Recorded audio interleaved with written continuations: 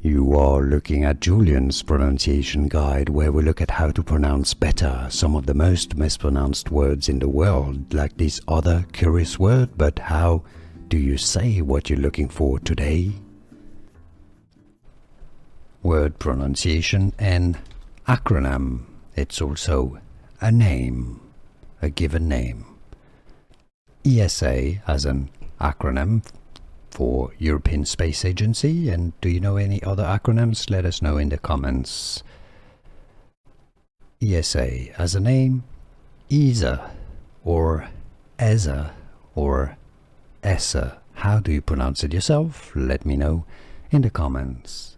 Here are more videos on how to pronounce more confusing words and names too many mispronounced. Like this video if you found it useful. I appreciate your support. I'll see you soon and thanks for watching.